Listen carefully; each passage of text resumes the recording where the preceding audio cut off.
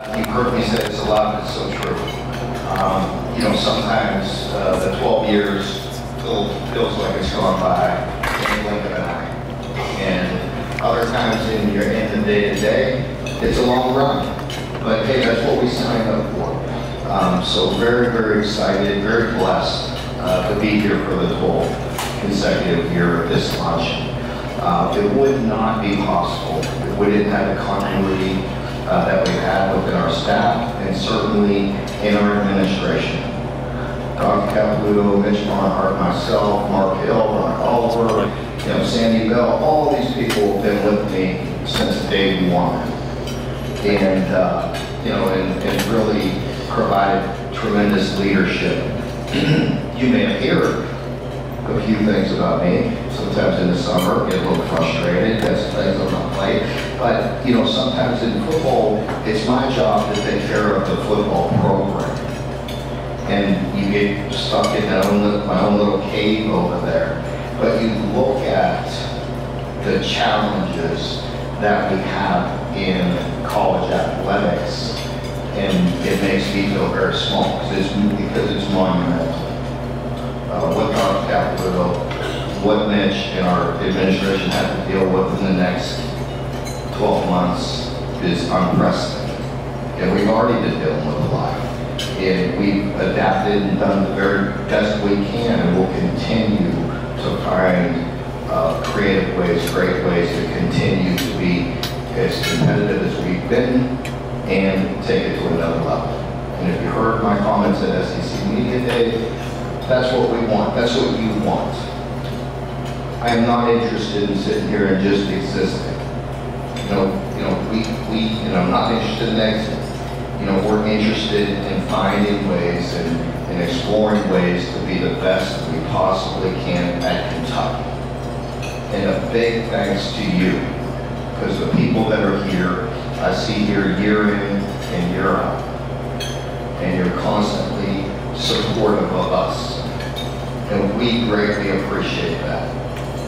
I can tell you, heading into this 12th year, I feel as good as I ever have. And I know you probably heard me say that before, but it's true. I absolutely love our football team. I love our staff. I feel like it's the best blend since I've been here. I really do. The defensive staff, the continuity led by Coach White, who's going to come up here in a minute and talk a little defense as we get into X's and O's. We'll bring up Coach Hammond and Coach White and get into all that. But our defensive staff led by Coach White completely intact, so the continuity's there. And we have a lot of players that have returned with a lot of experience. So we feel very good about that. And then on the offensive side of the ball, I could not be more thrilled to have Coach Bush Hampton come to us from Boise. He's a guy that I spoke in depth with years ago. And so I've always had my tabs on Bush and what he's doing offensively and how creative he is and just the person he is. The other newcomers that we have is Nikhil Shorts, comes to us from Houston. He's a young wide receiver coach that does one heck of a job. He's all business all the time with those guys. He holds them accountable. He's taken them to a whole nother level, and I'm very, very thrilled. I feel like it's the most depth we've ever had at the wide receiver position. And Nikhil has done a wonderful job of managing that room, because it's just like myself coaching DBs for a long time, it can be challenging. He's done a wonderful job. And then, of course, the other third newcomer to the staff is a guy that's been here once before, and we're very excited to have him back, and Eric Wilford, coaching our offensive line. And just real, not only with the coaching that he does, but the ability that he has recruiting. It's truly another level, and very grateful to have him back to kind of set the tone to be what we want to be what you guys want to be, and that's a tough physical football team. And it starts with the line of scrimmage on both sides of the ball. I've said that the first day you ever heard me speak, and I'll say it until they roll me out of here, that you have to be physical. But we also have playmakers now. We got to have a quarterback, we have all the other pieces, but you better be tough and you better be physical. So I love where we're at there. I feel like on the special teams side, Jay Moore does a remarkable job of coaching. He's a big time coach. He's a coordinator. He does the offense side of the ball. He can be a coordinator on special teams, which he is and has done, and has done a remarkable job in that area. And of course, you know, Vince Marlowe, who heads up our recruiting, we're off to a tremendous start again this year. And we got to keep on going. We don't know what these new rules are going to exactly fall into place, but we got to be full steam ahead right now. And Coach Morrow and the staff is leading up that charge, and great things are happening. We're off to a really good start on the recruiting front. With all the experience that you... I felt like you had to cut me off there. I was running a little bit. Well, okay. We've been doing this long enough. I'm trying to read your body language. No, you're good. Yeah. You're getting this started practice here in a couple of days. Mm-hmm. Are you, with all the experience that you have, are you in a spot with this team this year where maybe you kind of have a pretty good idea of how the pieces are going to fit together? And if so, what are the kind of priorities between when practice starts and the game on the 31st? Well, a couple of things, Tom. They've given us a little more autonomy than they ever had, but allowing us to spend more time with our players, which, you know, we as coaches love. There used to be some rules that were, some of them were kind of silly. You could be out there, you could walk through, you can't have a ball, you can't do this. And they've really loosened up on a lot of that. And our players are here working all the time. So when people ask me for the summer, oh, when are they coming back? When are they doing things? They really never stop. And our coaches really never stop. They do need time. Our coaches have to get out here a little bit in July, or their wives will kill them and their families, you know what I mean? And they need some time to break away. But when they're not on vacation, they're here and they work with our players. We work with them every Tuesday and Thursday, just about around, you know, all year long, very early in the morning. And so it gets us a little bit more ahead. And also, you know, with the new offensive coordinator, it lets us get a little more ahead. You know, and so with the turnover that we had with the offensive coordinator, I don't feel as stressed about it because I feel like these guys are so organized, they've had so much time and have worked really hard to be able to just not miss a beat and get right into it. So it's, you know, as far as our approach, how will it change? There are things I always tweak, always look at. Things last year, you know, that we did, maybe we did early on, maybe mistakes I've made, maybe. There's always going to be that instinct, that gut feeling of like, we have our plan, we have things we've done. That doesn't mean we just keep it exactly the same. Always constantly looking at things and ways to improve. You know, we had to alter a little bit in the spring. You know, we had some injuries in those in our positions. So anyway, we have a good solid plan, and the coaches have done a great job, and we feel like we're definitely, as we should be, because of the rules, we're much further ahead right now than we've ever been at this point. We'll bring you guys up. Sure. Offensive coordinator Bush Hampton, offensive coordinator Brad White, please join us up here. Yeah, I'd love you. You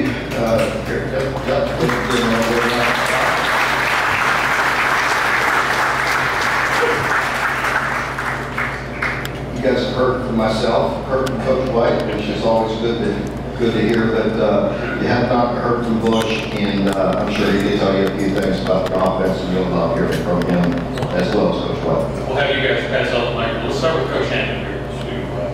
Stoops, White.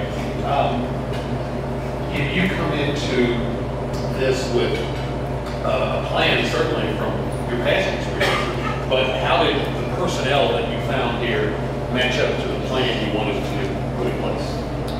Yeah, I'm fortunate enough, and I've said this, I feel extremely blessed. You know, I think this, the job these guys have done to acquire the talent they have on this offensive roster is exciting.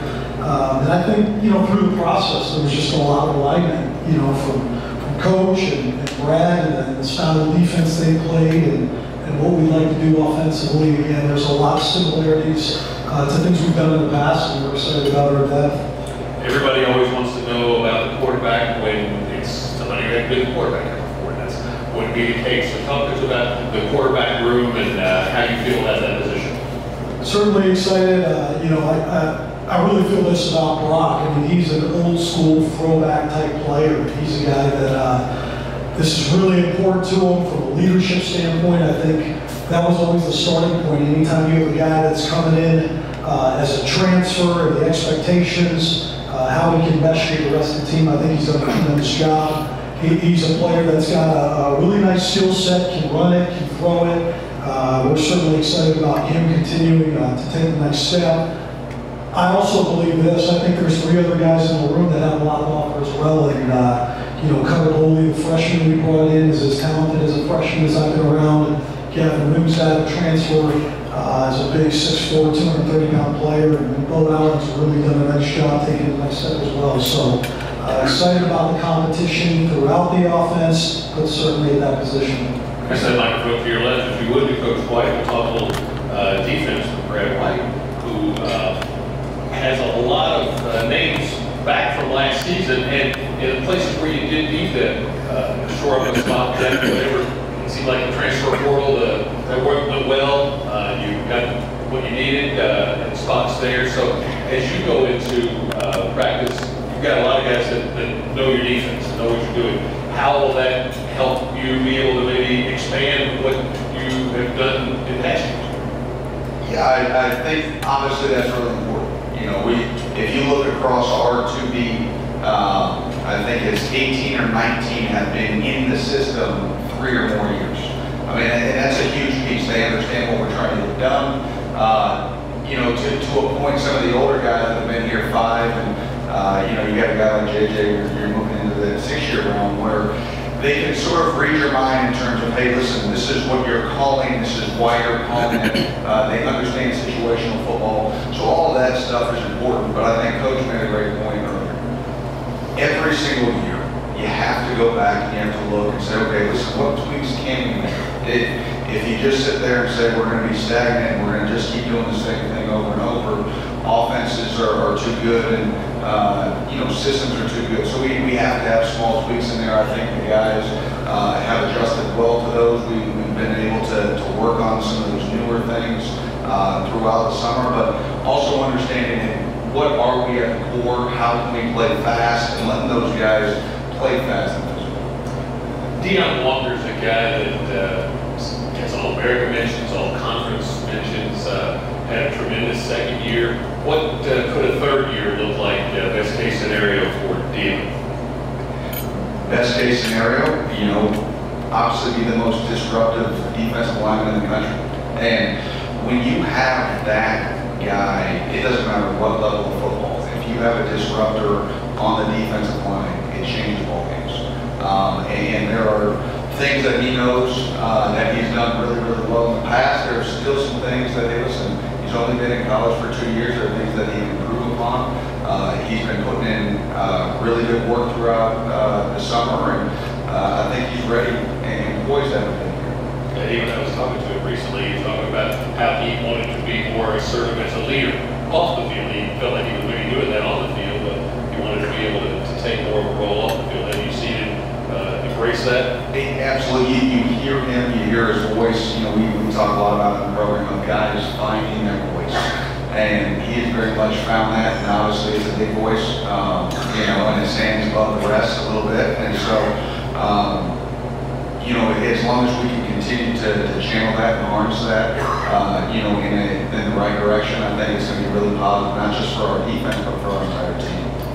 I have a microphone back to Coach Stoops, so I'm going to have to kind of comment on how it worked between the two of you. And because Mark, you have made no secret of the fact you want to see the team be able to get more plays on and play at a faster pace this season. But there are also times when you got to lead in the fourth quarter, you want to slow it down a little bit. So tell all these folks what you're kind of looking for in terms of that balance.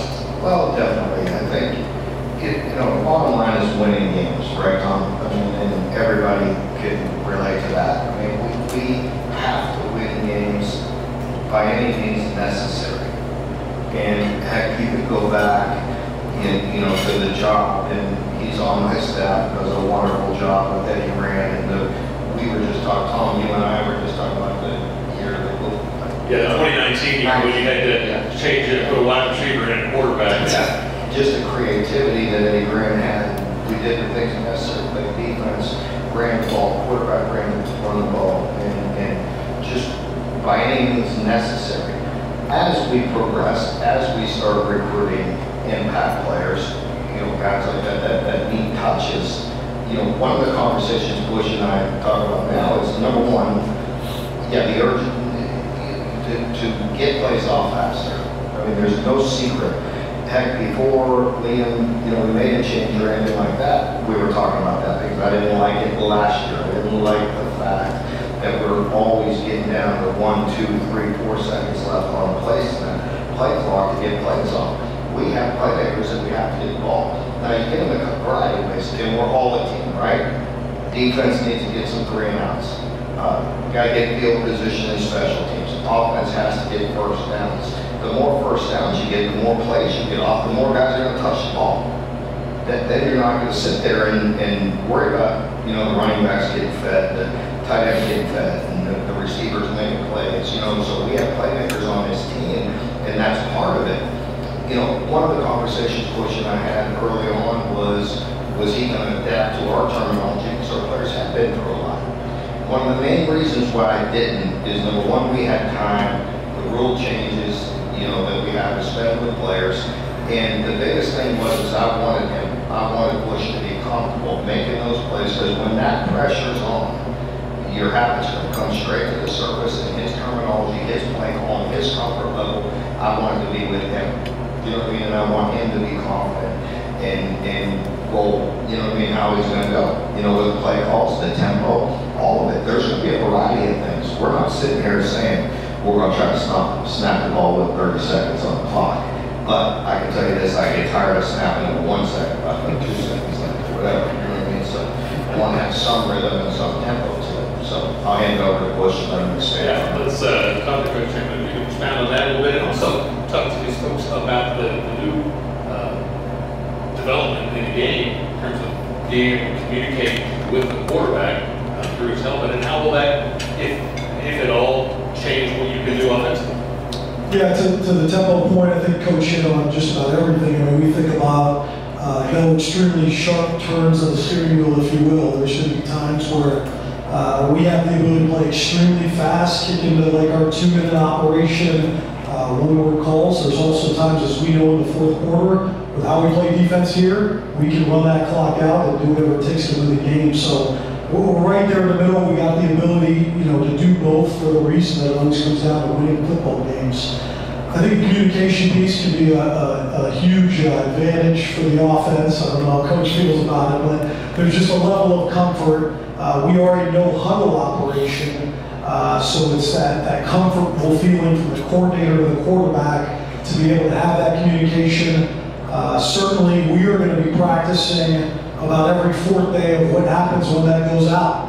You know, just to make sure that we are able to still function. We know what it's going to look like when we go down to Tennessee and Ole Miss. There's just going to happen to be glitches and in the Wi-Fi and they'll go out. So we're excited about it. It will allow us to play faster. It will allow for our players to communicate the pre-snap, and that's something we always focus on. Let's go back to Coach White for a moment. And with that experience you're talking about defensively, you know who a lot of the guys are. There are a few additions that have come in. Talk to us about how the guys like James Johnson, Pop, you guys call him, the inside linebacker, Waller on the outside, the secondary, other guys that can help you, some story and safety. Have some of these guys that transfer can help you. Yeah, you know what? I think the way we sort of use the transfer portal defensively is that we use it to supplement, needs. And obviously, with Trevor being a 3rd-round draft pick and needing to sort of bolster that inside backer room and to be able to bring Pop in, brings a lot of SEC game experience. His short area quickness and his strength and his strike, it's really unique and special. And then he's surrounded by guys in that room like Derek Jackson who've been in this system a long time. So they can act like translators as he's sort of processing through our defensive terminology. But those guys, they all pick up really well. Christian's sort of the same way. You think about how deep we are at a safety position this year.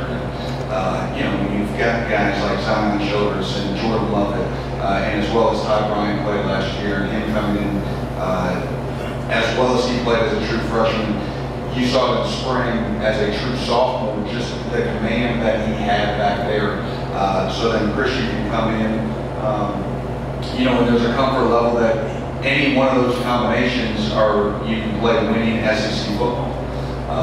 And so really excited about that. And DJ Waller there at corner, obviously, we feel really good about Max and where he is and where his progression is and his mindset.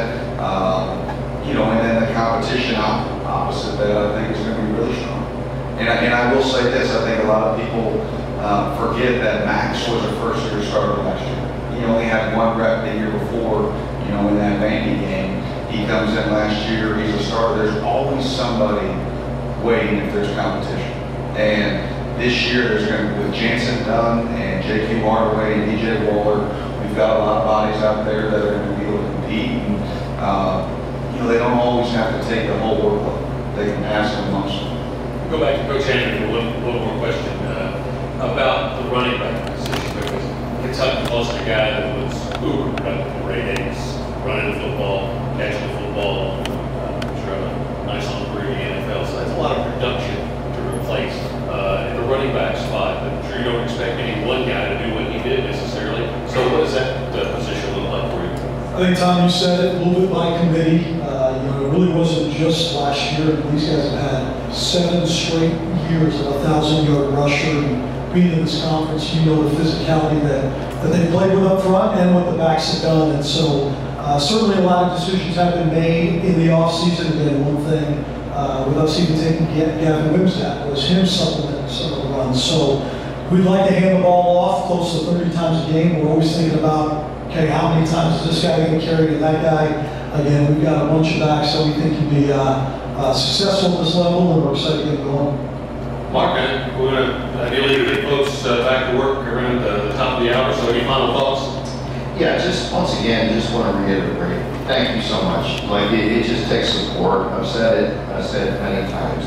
It takes a lot of us and a lot of people and a lot of support. And thank you very much. And to my staff, one plug that I have to give them as we're busy and getting ready for season and doing all the things they have to do. We went and had an event Saturday for Coaches for the Kids, and every one of our assistant coaches, our whole building pours into that event to help UK Children's Hospital. I'm very proud. I just got the numbers before I walked in here, and Ralph Coldiron is in the audience, kind of heads up that committee and does a remarkable job amongst so many others. But we went ahead and in one night this past Saturday raised almost $1 million, $950,000 in one night. I appreciate you. Thanks for everybody in here. We are excited. We can't wait to kick it off August 31st. Right there, we'll be ready to roll. I'm very confident in this group and confident in the staff, and we'll be ready to play. And this Saturday, don't forget, it's fan day at the Joe Kraft Center next door, just outside gate 12, to my right, open to the public, weather permitting. So see everybody there, and on August 31st. Thank you for coming out. Thank you.